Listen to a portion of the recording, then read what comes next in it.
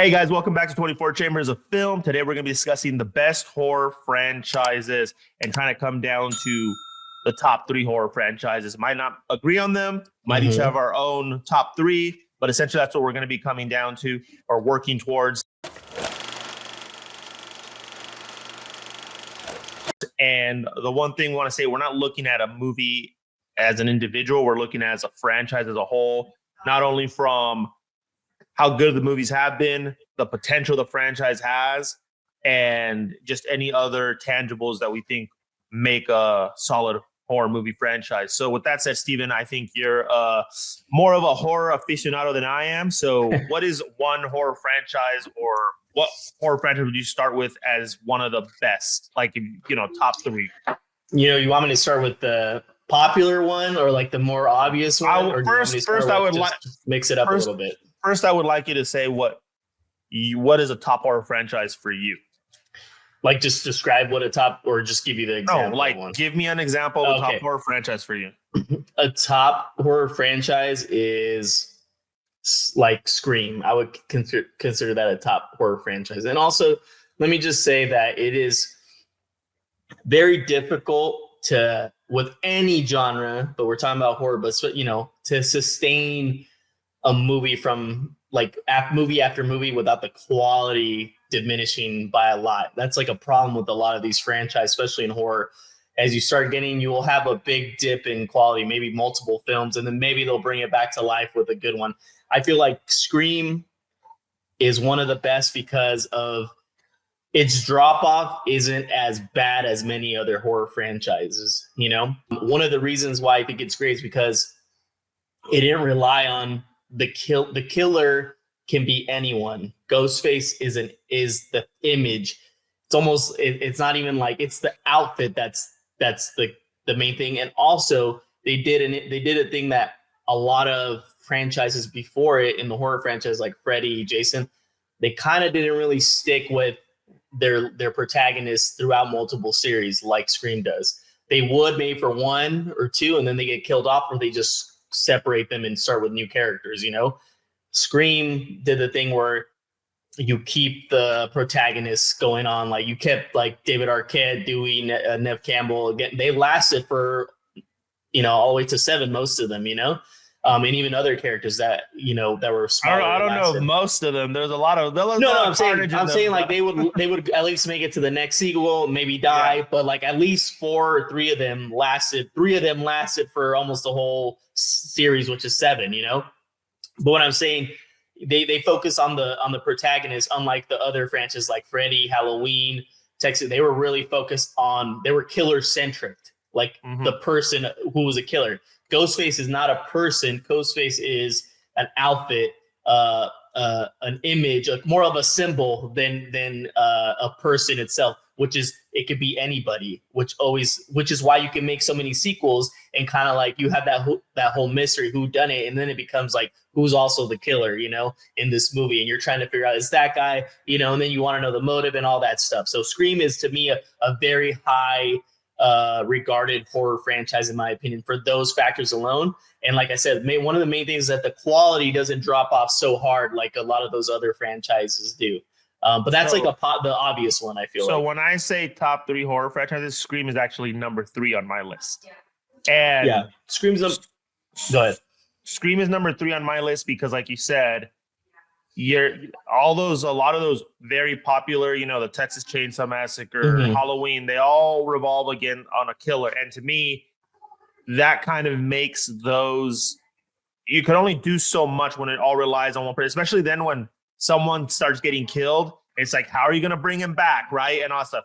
And it becomes very like, you have to really suspend your disbelief. Like, oh, now he's supernatural. Because Jason didn't start off supernatural. Yes, exactly. He ended up becoming supernatural. Like, that's how we're bringing back. Now he's a supernatural zombie slasher killer. You know what? And realistically, now that you mentioned that, one that's very popular that is not in my top 3, but could very well, in my mind, replace Scream would be something like A Nightmare on Elm Street, because they set that supernatural tone from the get-go. Well, Freddy's already supernatural, yeah. But I feel like, but it also runs its course with. Well, Freddy I feel like those just turned into jokes towards the end.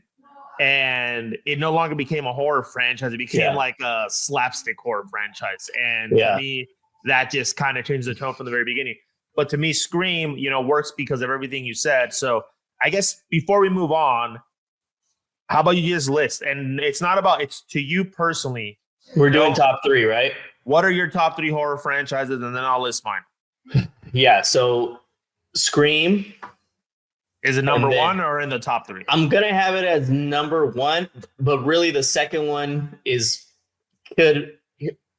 Scream is number 1 because of the nostalgic factor for me. So that's the only reason it's edging the second place one. But really, if I'm looking at it as objectively as I can, they're pretty even, in my opinion, I would say. I think almost even sometimes I even feel like maybe the second one is a little the second movie that I'm going to say or franchise is. I'll spit it out already. Okay, Stereo. I know, but I just wanted to clarify that. So the second one is the Psycho franchise. That's my that would be my second for sure. But like I said, maybe over time it might edge on Scream, but it's gonna be tough because Scream has that nostalgic factor, and I do love the original 3, especially the first 2. But and then my third would be this one's hard. But man. So before you reveal your third, then let me go with this.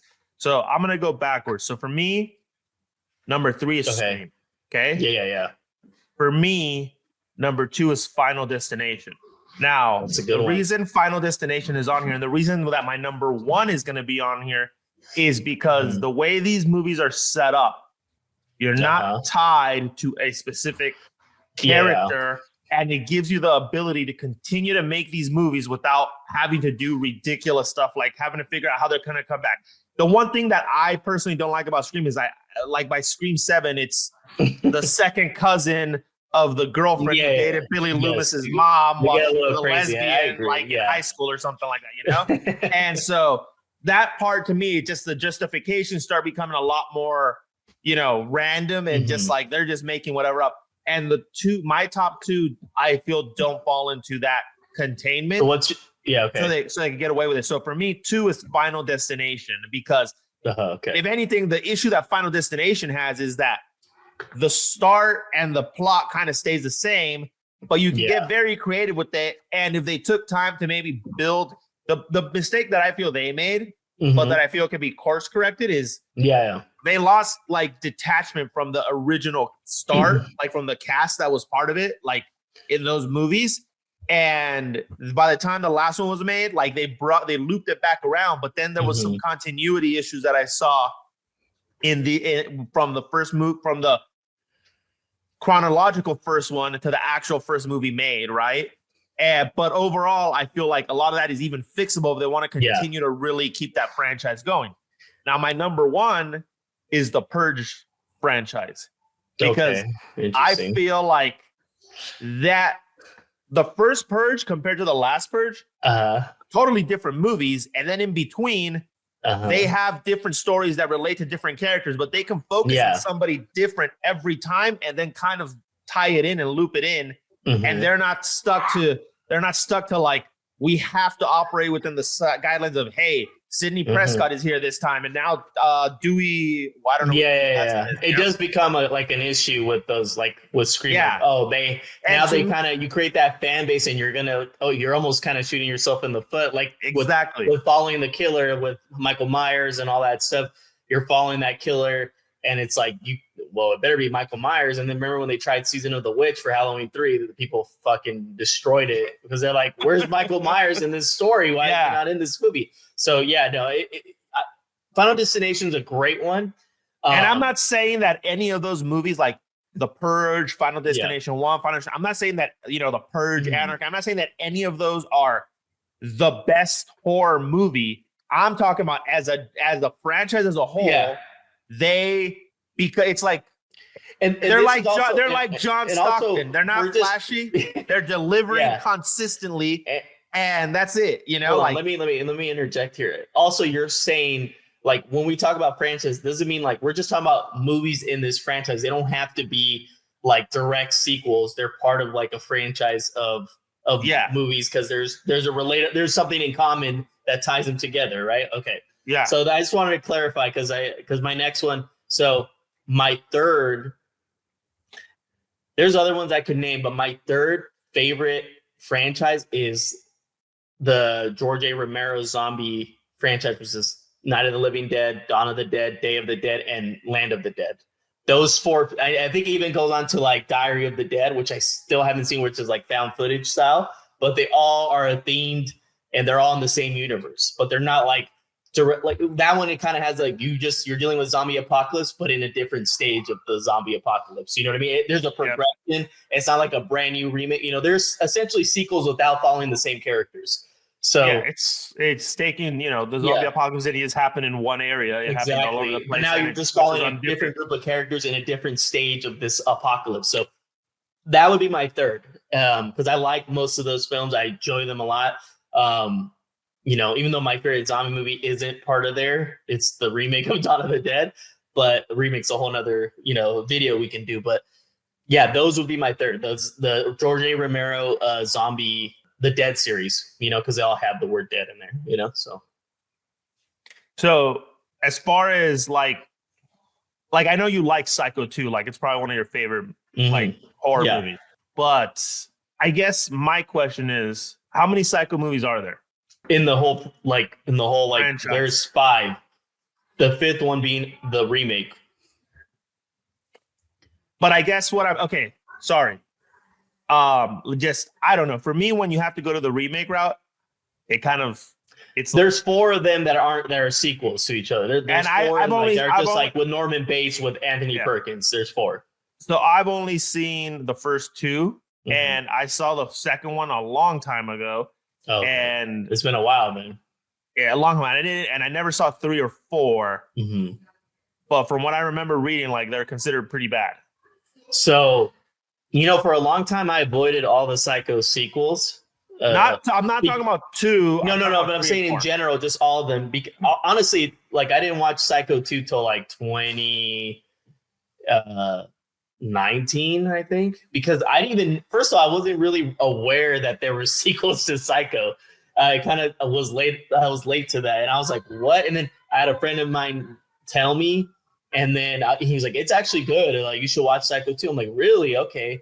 He's like, even Psycho 3 is like fun. And I was like, okay. And then I was like, I didn't watch it right away. And then, but he was the one that planted the seed. And then I saw something of like the documentary with Eli Roth, The Horrors, and people talking about Psycho 2. And I had to stop. I'm like, all right, I'm going to watch Psycho 2. I don't want to get spoiled. So I watched Psycho 2 and I was like, wow, how did this movie get so overlooked? You know what I mean? And, Psycho 3, they definitely drop off, but I feel Psycho 3 is like very fun and very like wild, and a lot of crazy shit happens in it that it really keeps you engaged, and it's really, I think it's still a strong entry. It's clearly the weakest out of those 3, 1, 2, and 3. I think it goes like that 1, 2, 3, 4, you know, within the continuity of Anthony Perkins as Psycho.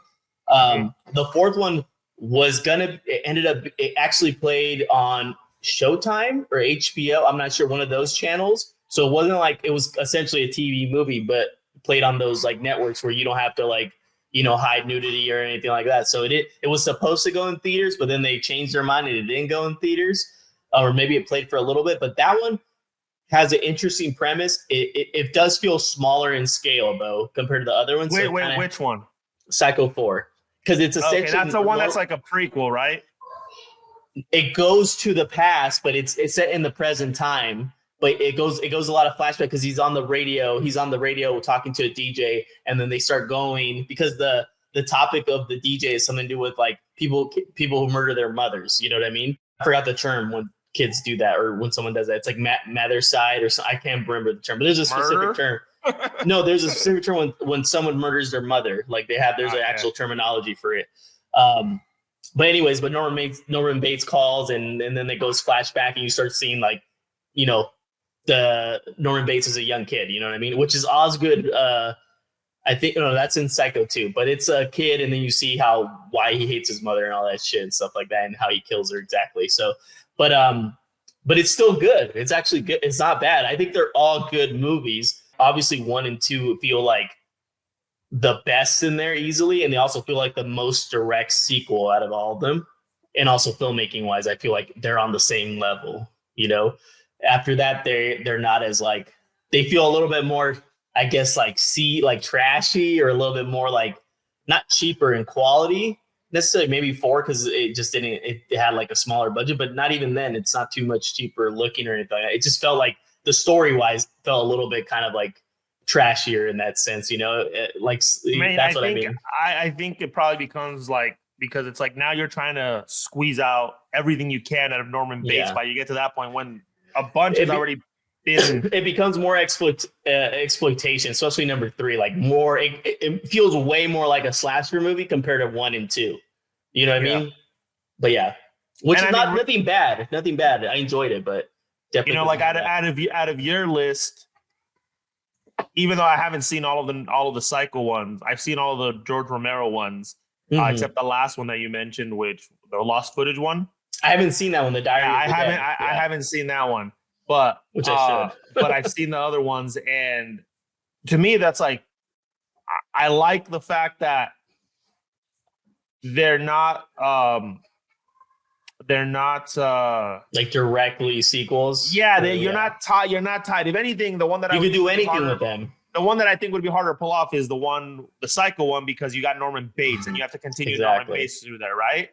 But I do like the fact that Psycho 2 takes place years after the first one, right? Yeah. He's he's been released 22 years. Yeah, he got released 22 years. Yeah. You know, so that makes, it's not like he escaped from the mental institution and then he's out there hunting again, and all that, which becomes like the standard trope that a lot of people you see in these movies. He's out on the loose, to kill. If anything, at least out of the 3 that you said, the one, and which is my third one. Honestly, now that you're talking about it, I would almost kind of bump Scream from the third place and consider something like George A. Romero's, zombie. I don't know what you call them. Like just the Dead series. The Dead series, right? They all have like Land of the Dead, Dawn of the Dead. They all have the word dead in them, Yeah, because they they give you that ability. Because to me, like I said, one of the biggest problems with Scream is just you start getting like a lot of ridiculous reasons why shit's happening now, like and that's why for me, Final Destination, as simple as it may be, it gives you these different options of like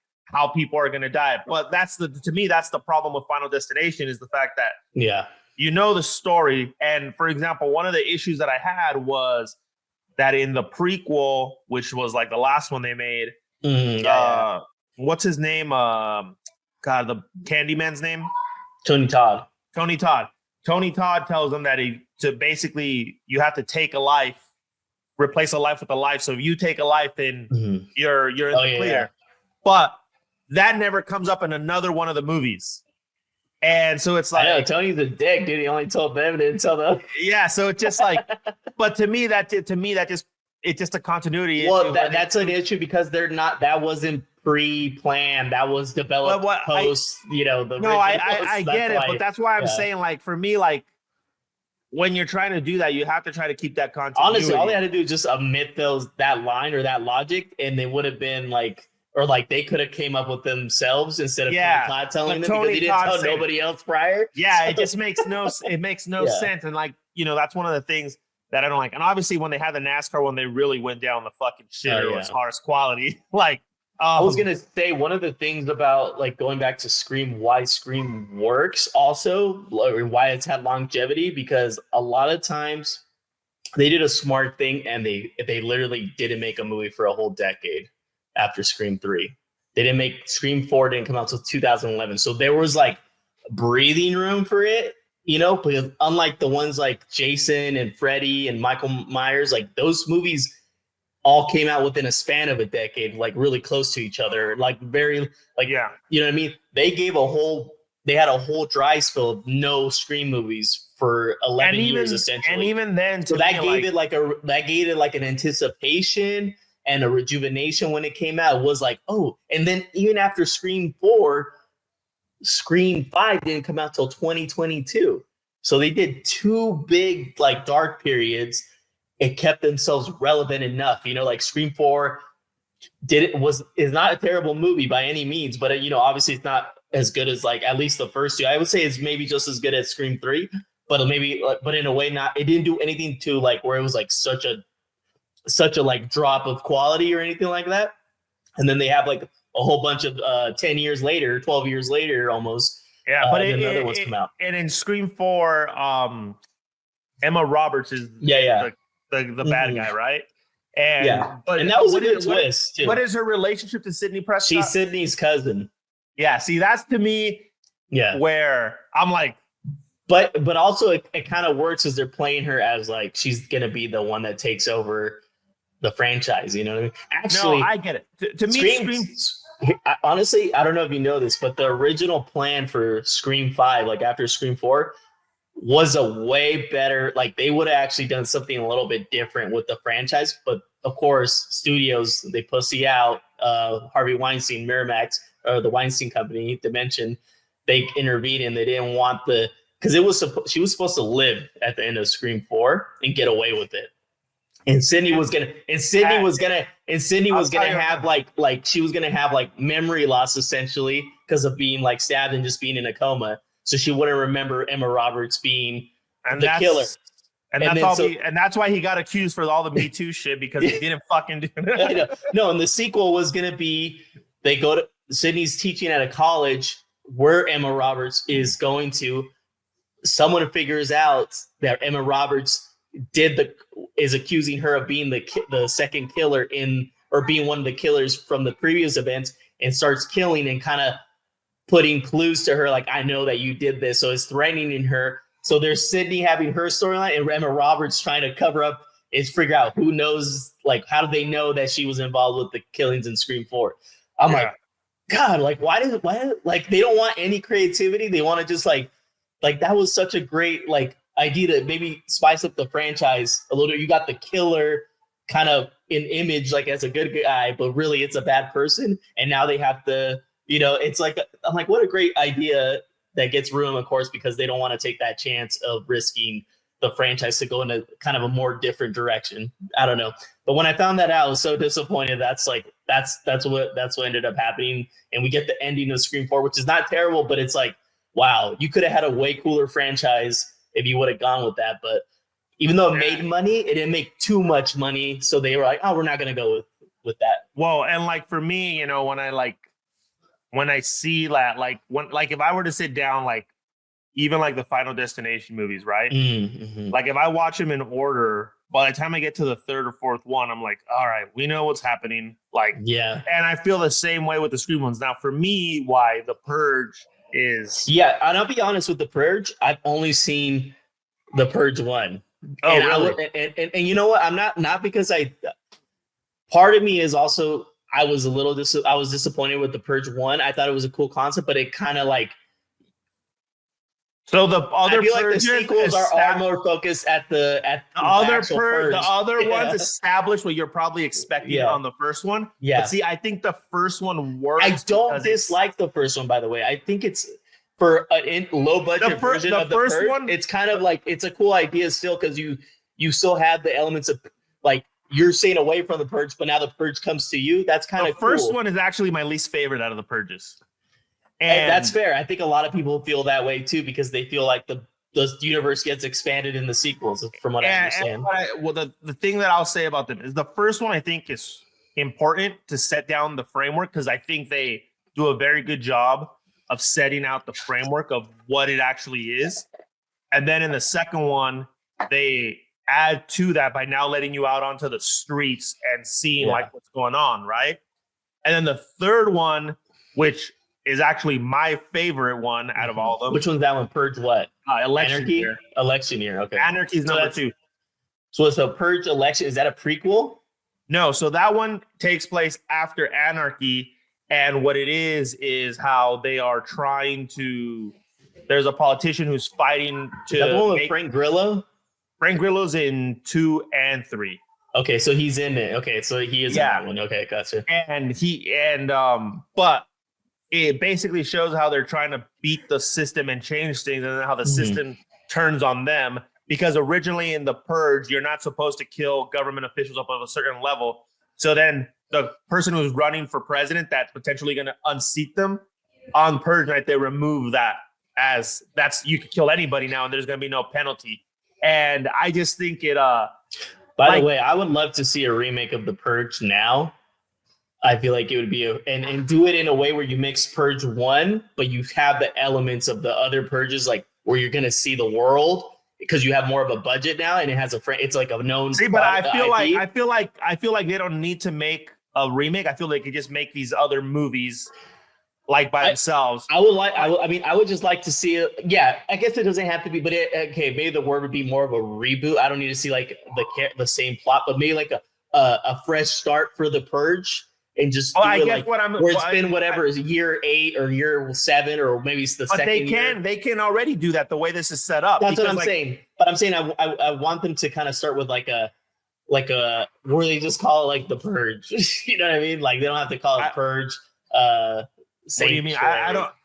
What I'm saying is it would still be called The Purge, but it'd be like 2027. But they're all called The Purge. But they all have like after Purge 1, they have like a hyphen in like Purge. Yeah, Anarchy. Yeah, I'm saying I would like them to just restart it with just like Purge 2020, whatever year they're gonna be out. You know, I mean, they could do that right now. They could make a movie that's set in Purge 2030 and call it Purge 2030. Like no, not even call it anything else. It's just The Purge, but it's the movie. This is the. But I guess what does that matter though?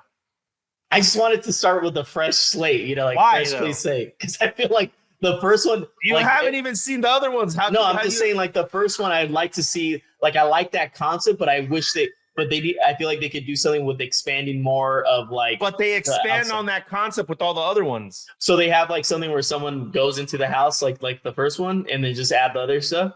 No, so what they do is the first one sets up what it is, right? No, I know. I'm talking about the storyline specifically of like someone getting caught up that doesn't want to get involved with the Purge, but someone comes into their house, like in the first one. There is parts like that in the other. Because that's what I'm asking. Like, is there something like that happens in the sequels? There is parts like that, yeah. But I just feel like I would like. Here's the thing. Here's one thing also, and I haven't seen all the other Purges. But some of them, I think maybe not 2 or 3, but maybe like after 3, they really start dropping off on the like filmmaking quality. I feel like from what I saw in the trailers. What do you mean by filmmaking quality? For me, for my personal taste, like it just seems like too many fucking like primary color lightings. You know, where the lighting is like green and blue in some of them. You know, what's the one with the gangster ones? The first Purge? Maybe it's that one. I'm not sure. But like, I think it's after the Frank Grillo ones. They seem to get like, not like they're obviously they have but I just feel like, I don't know, just from the trailers. So I can't really speak. So the one thing I'll tell you, like the look of it, the aesthetic of it, I wasn't crazy about. For example, in that one, to me, at least the way it's filmed and quality wise, it stays consistent. Like from at least two to 4, and 5 is different than the rest of them because 5 actually a majority of that is during the day. Oh, really? Okay. But 4, what I think you might be looking at is there's parts where they use a lot of neon colors because there's like these parties going because it's the first Purge and people don't really know what's happening. They don't realize what's going on. And so it just like that's what I'm saying. Like I gotta see it because I'm like, why is there so many neon colors in this goddamn? What's going on? Yeah, no, like there's like why is all these streets lit like this? And the thing is, they do a good job explaining. Marissa Tomei is actually in the 4th one. Which is the prequel, right? Yeah. And they do a That's good the job. First Purge, right? You said it's called the first Purge, and basically what it is the whole Purge is situated on Staten Island, and they're testing it out, and so it's like a more contained version. Yeah, so they're testing it out, and what they do is they show that the government's paying people to stay on the island for the Purge, and they give them these contacts in their eyes that have cameras. That allows so they could track, and they basically tell them you're getting money to stay on the island, and then for every kill you record, you get money as well. But people are like not sure what's real or what's not, so they also send in their own army to basically initiate people starting to get killed and stuff like that. So they actually do a very good job tying everything together, explaining it, kind of removing loose ends. And it's not like even like. All the stories are like Frank Grillo's involvement in the 3rd one is separate from his involvement in the 2nd one. Like in the 2nd one, he's out as part of the Purge because he wants to settle a score.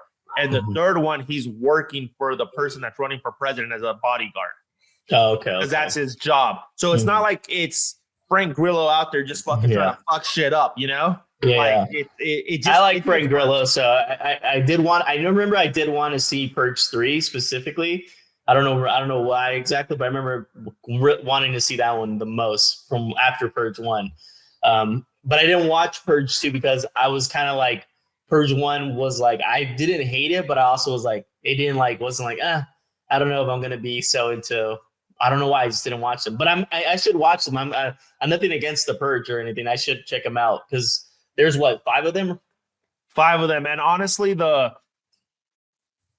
know what? Maybe Purge 1 and 5 are probably the worst. And when I say worst, I don't mean they're bad. I mean they're the least entertaining. They're the weakest, you would say, right? Yeah. Yeah, and essentially with the 5th one, this is the good thing about them, right? Like even in the 5th one, they went pretty extreme to the point where they kind of ended the series, like in the 5th one, but it's set like in the 2040 something or something like that. Yeah. Guess what? They got however many years of purges that they could come back to. They wanted to build this something up without having to even touch the continuity of the timeline, you know? I would kind of like to see a Purge like 1998 or something like that, where it's like they did a remake, like where it's or like something where it's like 1991 or earlier back where there's no cell phone or the technology is more limited.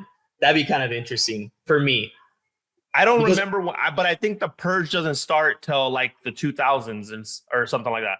Like 2007. So like in the storyline, it started something. Yeah, like, whenever the cell phones are already out. That's a place where no cell phone, so the communication is even more slim. You know what I mean? But yeah, I'm gonna have to check them out because honestly, those have been like kind of hovering over my head. So like I've kind of wanted to check them out, but I've never committed. Yeah, to the first purge, it takes place in 2017. Like the first purge, that's when it happens. But that's really 2017. Yeah. So wait, when does like in the timeline of the actual movie, not in like because the first Purge movie came out in like 2012, didn't it? Yeah, but it was set up in. But it was set up to be futuristic, a little bit more.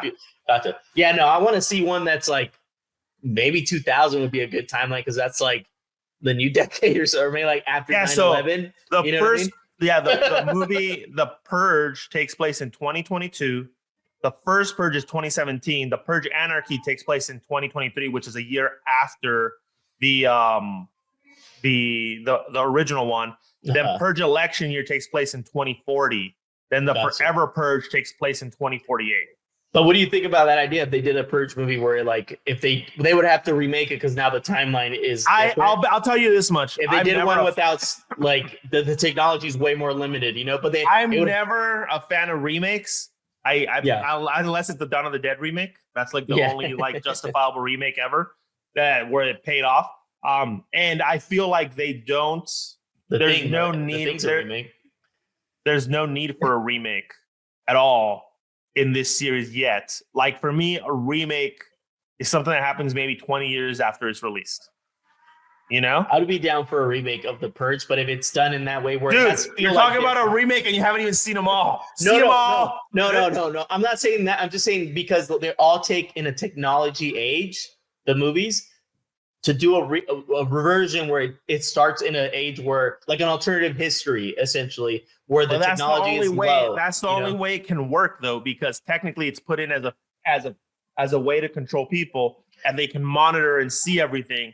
And if they can't see what's going on, then you would have to alter the story a little bit, but make it more like bare bones in the sense like a more. Look, like, and I vehemently stand against you trying to remake a franchise that doesn't need any remaking, and you haven't even seen all of them. I just think the idea is it's a very good concept. That the one thing that I can't remember which Purge, and I would like to see it in a certain type of way. That's why.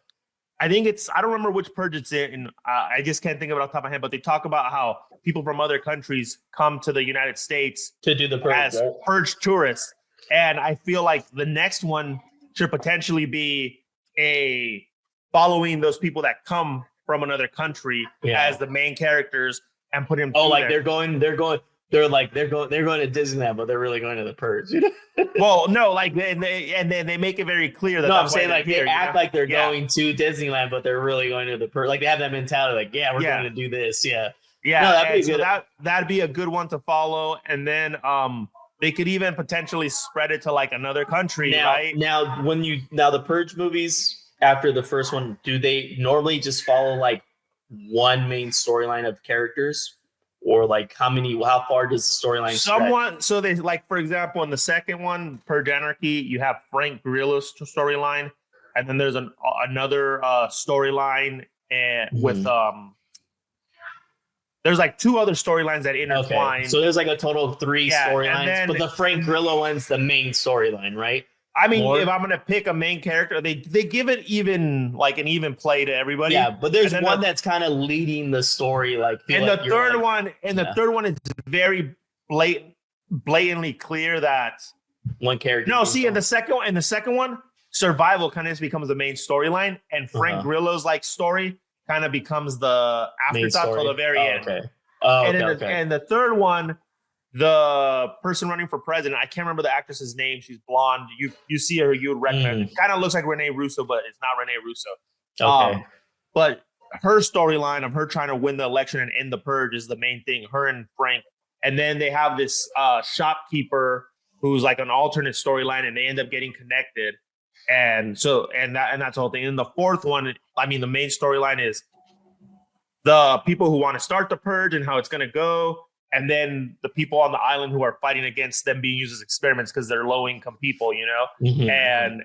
And Yeah. those are really, and then the last one, That's who they use as the. You see, that's I do remember that they use people in like low income. They pick Staten Island because of the low income area. Yeah. To test it out. Yeah. and then the last one, it has to do with people who are essentially migrated here to the United States, and how they are, and then they work for like a very rich family in Texas, I believe, and then how no one's safe from the people who are condoning the purge stuff, as basically the people decide to say, fuck it, we're not done with the purge after it's supposed to actually be over.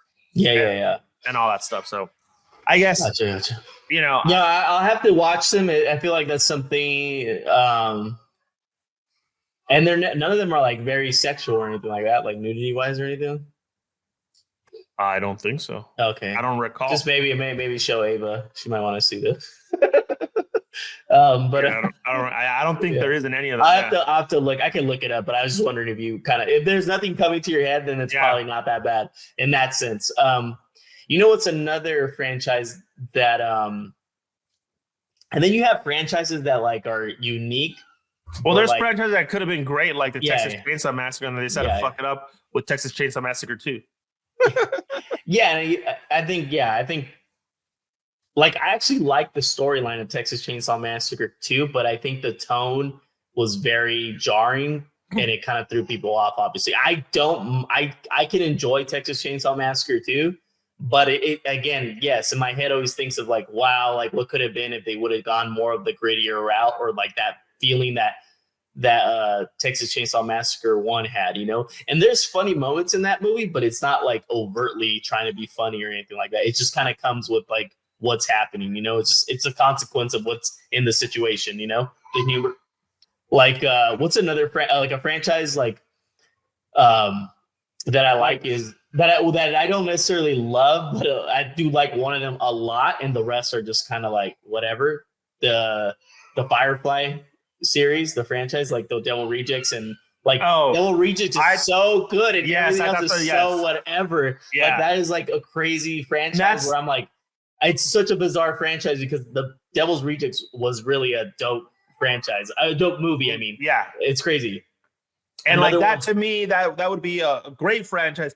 The first one started with so much potential, then halfway through the movie just fucking falls apart. It's just like it just felt like too incoherent. The second one is damn near fucking perfect. Yeah. And then all of a sudden, and then the Three from Hell. Yeah. Like I couldn't even finish watching it. Like that's how bad I finished it, but it's also like, bro, why like that movie doesn't need a sequel so far in advance. Like if you're gonna do a sequel, you got to do it within 2 to 3 years, especially with. Well, not even that. Like I just feel like they're like, well, now we're just gonna bring him back from the dead, and like you start getting into this shit that wasn't established before in the franchise. Okay, let's wrap this up and let's talk about. Give me some like at least a few honorable mention franchises if you can think of any off the top of your head. I'm gonna give you one. Tremors, low key, kind of like. To a certain extent, like the first 3, like especially the first 2, but the first three I kind of mess with. It gets a little too crazy. It gets a little too sci-fi channel after as it goes on. But yeah, here's my thing. When I'm gonna say good franchise, I look at like a lot of the variables that I mentioned. That doesn't mean that other ones are not entertaining. That's what I mean. It's more entertaining, which I enjoy. Like if you're talking about like, okay, like quality wise, then no. But like entertainment wise, it's a fun franchise. Like Saw, like it's one of those. Like Saw is actually pretty decent. I like Saw, but for me, I don't think it's good. But I feel like they avoided going past that cheesy route. You know, it's very cheap. The film. No, sorry, but what I mean is like it didn't turn into a comical joke. No, Still, even though it was lower budget, they try to stay fucking hardcore, and I could appreciate that. Dude, we need fucking 10 of them, and we need the fucking homeboy beating the cancer, and I don't even remember. I don't even remember what the fucking story ended up for him. Too, like. They also created a look for Saw. Like, there's a look. Like, you look at it and like, oh, that's the Saw aesthetic look, which I think was not really. I think they made it worse. Like, it was fine in the first. Oh, I thought the first one looks 100 times better than the rest of them. That's what I'm saying. Like the first and the second one, and it's the one they probably had the least money for. And they had the least money because they weren't thinking of like, oh, we're gonna have this certain type of color palette lighting for the rest of the franchise. You know, number 2 is underrated sequel.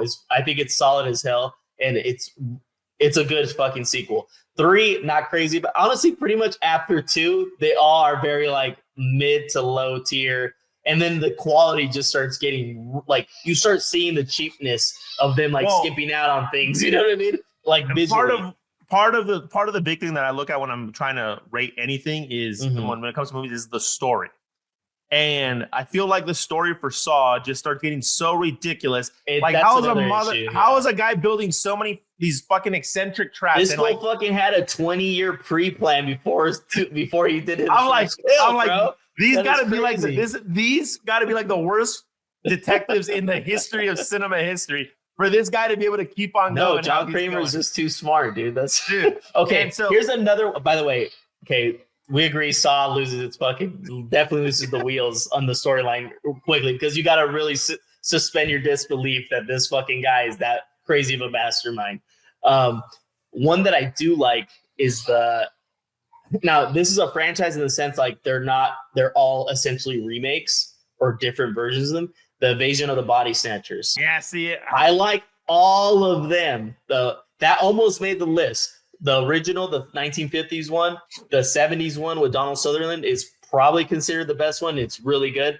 I really like the one in the military base with Abel Ferrara's one with Meg Tilly. That one's good. That one's just called Body Snatcher. And then the weakest one is, even though I still enjoy it, is The Invasion with Nicole Kidman and Daniel Craig. That would be those 4 movies. They're pretty damn good. Like for remaking, here's the thing too. They're really spread out too. One's in 56, one's in 78, one's in 91, and then one was in 2007, the last one. So that's another reason why it kind of works. You're getting these at least a good amount of years in between all these remakes or reinterpretations of the Body Snatchers. And I think they're all solid, and I think that they're all pretty good in my opinion. And the one to me that it's good, and I think a lot of people look. I'm not gonna talk shit because I feel like people are gonna want to fucking kill me if I talk shit about it. What? Because just people are so hardcore about it. Like Friday the Nightmare on Elm Street. Sorry, I mean, like that is a very good concept for a story, and I think it started off strong, but then they started fucking it up as they went on because they made Freddy not so scary. And you're also dealing with supernatural, so it gives you a lot of leeway. And I think they made a misstep in the sequel by not having the main girl Nancy be the protagonist again. I feel like maybe they didn't need to have her. Like I like that they brought her back, but it was just not executed correctly. We're gonna pull that. That's true. That's true. Yeah, they did the second one. Yeah, it's a little. And I feel like that if they could. And I'll be honest, the second one, I just know a lot about it. I still haven't seen it from beginning to end. I know all the things about it because I've seen the whole Nightmare Elm Street documentary of the making of it, and it could have worked, but I think the execution wasn't fully there, I guess, is the issue. I would say a recent good one is the X trilogy that I do like. Even though like Maxine isn't as strong as, and it's not like super weak, but it's not as strong as X and Pearl. But and I've rewatched Maxine. And I like it more on rewatch, but it's still not as good as those two. But that's a strong like trilogy, just a solid trilogy where it's like, I don't need a fourth one. Please don't make a fourth one. Just leave it at it. Like that's. Well, let me ask you something really quick about that one. I feel like, and I'm all for kind of bending the rules, but I feel like they really bent the rules because, and I haven't seen Maxine, but from what I know, the only correlation that it has to the other one is that Maxine is the character. From the first, the characters are, Maxine and Pearl. Pearl's in 2, and Pearl's in the original one. Pearl, yes, no. So what I'm saying is, okay, Pearl is technically the first one, right? Yes. And then Pearl is the old lady in X. Yeah. And then Maxine survives. Maxine survives that. And goes into Maxine, yeah. And then it goes into Maxine, but all it is following Maxine's story, life story, not really tying into like any other stuff. But they're all clearly in the same universe, and there is I get that. And Pearl and Maxine are tied by I understand the Pearl and they're tied thematically more than anything. Yeah, not but like, I feel like a direct storyline sequel in that sense. Maxine is like a detective movie, right? Essentially. Where they're trying to catch a guy, and then it's not even and I haven't, like I said, I haven't seen Maxine, but from what I know, is that guy is the killer that Kevin Bacon is after? Is that guy trying to kill Maxine, or he is just a backdrop to Maxine's story? No, it is relevant to the main storyline. Okay. Yeah, but it just and it is connected to X. How? Maxine is more of a direct sequel to X. But Pearl is the other one. Pearl can't be a direct sequel. No, but I'm saying Pearl is still Pearl still haunts Maxine. You know what I mean? But you're not going to see young Pearl in there or anything like that. But you see like Pearl from X in some ways because she's still traumatized or still feels kind of haunted of that whole experience. But and again, I'm not saying that wasn't like I'm giving a credit like on that being clever. But I'm saying it's an interesting take on trilogy, a franchise. Yes, I'm saying it's an interesting take, even though it's like, yes, it is kind of like it's bending the rules in the sense of like we're not going from A to B, A to B, A to C. You know what I mean? So I get it. Now, before we get off on this really quick, one that I think had potential and they kind of just fucked up bad was Wrong Turn. Yeah, I like the first Wrong Turn for sure, and I think I haven't seen any of the sequels. I think they might have remade. I haven't seen the remake either. I haven't seen the remake, but what I'm saying is, they set the characters up where they're basically undetectable, right? Because they're out in the wilderness, and they're not. I don't know how different they could make each one, but they could have. They could have made that where done something more with that. It becomes a revenge story at some point, right? Where Eliza Dushku's trying to come back and settle the score because people don't believe her, this and that. Like, I feel like, I guess my biggest thing is like, I wish they wouldn't take swings like that back then. That's the problem. But that's why I'll give Maxine credit, right? They kept it going and they kind of did their own thing instead of just following the same. They basically did different subgenres. They did different subgenres of slashers, like X is a straight up kind of like Texas Chainsaw Massacre slasher. Pearl is more like a coming of age slasher, someone who becomes a slasher character, like a killer. And then Maxine is like a, giallo detective story where it's kind of like murder mystery style, so, which is also a slasher, like, screams murder mystery as well. So but more leans towards giallo. But yeah, they tried something different. It overall works, which is cool. Okay. Any final franchises before we sign off? No, I want to recommend. I think there we have it, right? My top 3 franchises are The Purge, Final Destination, and Scream. Yours are Scream, Psycho, and the George A. Romero's Dead series. Now, let us know in the comments what is your top horror franchise. I don't think you can really go wrong with. Everyone has different personal tastes. I don't think you can really go wrong with them. I mean, sure, I'm sure there's some that you can probably go wrong with. I mean, honestly, I think a lot of people really like the kind of like the I guess the pillars, which are Freddy, Well, but see, Jason, and you know, and as much as I do like those, they're just as a whole. There's too many, you know. Like, and my problem with that is I think a lot of people pick them off on nostalgia rather than actual true. quality. Yeah, the quality, right? yeah. They're like, that's great because the first one was amazing, but then Yeah. the next fucking 10 were ass turds, Yeah. and they're trying to live off. So of to clarify, we're not talking about just like, we're talking about the quality of each movie as a whole and like as a collective compared to, you know, that's how we're deciding what's our favorite franchise, you know, in that sense. And I think in general, I feel like that's what you're trying to do, you know, but yeah. So there you guys have it. Let us know in the comments what your favorite horror franchise is. Give us some recommendations as far as horror franchises that we should be watching, and we will try to get to them. Once again, I'm Nathan. This is Steven. We're 24 Chambers of Film. Until next time.